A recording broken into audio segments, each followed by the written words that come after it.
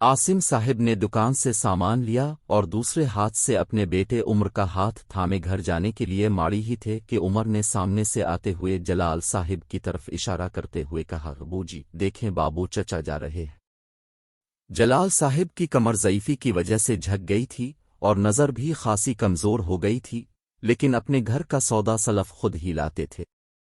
आसिम साहिब ने आगे बढ़कर उन्हें सलाम किया और उनके हाथों से सामान के थैले लेकर खुद पकड़ लिए। बातें करते करते उन्हें उनके घर तक पहुंचा दिया और कहा, बाबू चचा मैं रोज़ाना दुकान जाते वक्त अब से पूछता हुआ जाऊंगा, अब को जो भी मंगवाना हो मैं ला दिया करूंगा।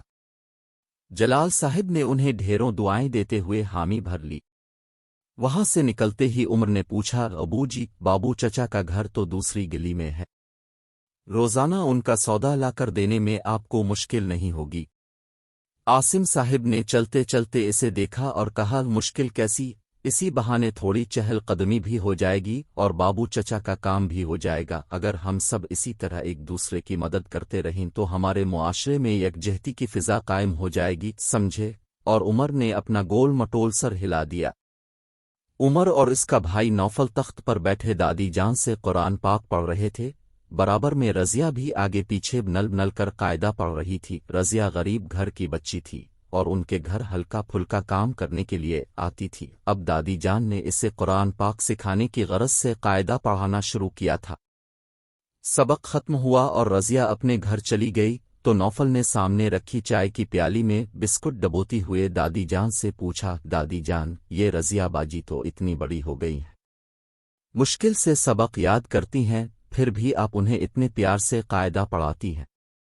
दादी जान ने बात समझते हुए कहा, बात तो आपकी दुरुस्त है नौफी मियाँ, मगर इल्म किसी भी उम्र में हासिल किया जा सकता है और कुरान पाक पढ़ाना तो वैसे भी बहुत सवाब का काम है। बस हमें अच्छाई का कोई भी मौका हाथ से नहीं जाने देना चाहिए, ठीक है ना? दोनों बच्चों ने एक साथ हाँ में सर हिला दिए। उम्मी ने घर की क्यारियों में लगे हुए सदाबहार के पौधों में से कुछ टहनियां जड़ों समेत निकाली और दो अलग अलग गमलों में लगा दें। उम्र और नौफल करीब ही खेल रहे थे। उम्मी ने पहले उमर को बालाकर कहा, उम्र बेटा ये गमला बराबर वाले कासिम भाई को दे आओ। फिर नौफल से कहा, नौफी तुम ये गमला सामने वाली ताहिरा खाला के घर पहुंचा कर आओ। उमर ने हैरत से पूछा, उम्मी जी अब पड़ोसियों को पौधे देती हैं, क्या उन पौधों से हमारा माहौल खूबसूरत हो जाएगा? उम्मी ने इसके शानों पर हाथ रखते हुए समझाया, देखो उम्र इंसान को बस अच्छे काम करते रहना चाहिए ताकि हमारी देखा देखी दूसरे लोग भी फलाह के कामों की तरफ रागिब हो जाएं। जब बहुत सारे लोग मिलकर बहबूद के काम करेंगे तो हमारा मुआशरा मिसाली हो जाएगा। देखो ना, तुम लोग भी तो अपनी गालुक में थोड़े थोड़े पैसे डालते रहते हो, फिर कुछ अरसे के बाद वो थोड़े थोड़े पैसे मिलकर एक बड़ी रकम बन जाते हैं। बस इसी तरह हमें छोटे छोटे फलाही काम मुत्तहिद होकर एक जमात की शक्ल में करने चाहिए, इसका फ़ायदा दुनिया में भी होगा और आखिरत में भी। उमर और नौफल ने ये बातें गौर से सुनी और एक अज़्म के साथ सर हिला दिए। नौफल ने कुछ सोचते हुए कहा, उम्मी जी आज से मैं पौधों को पानी दिया करूंगा। उमर फौरन बोला, और मैं दादी जान के पीर दबाया करूंगा। आसिम साहिब करीब ही बैठे अखबार पढ़ रहे थे। उन्होंने कहा, पड़ोसियों की मदद करना भी नेक काम है, ये कौन करेगा बच्चों?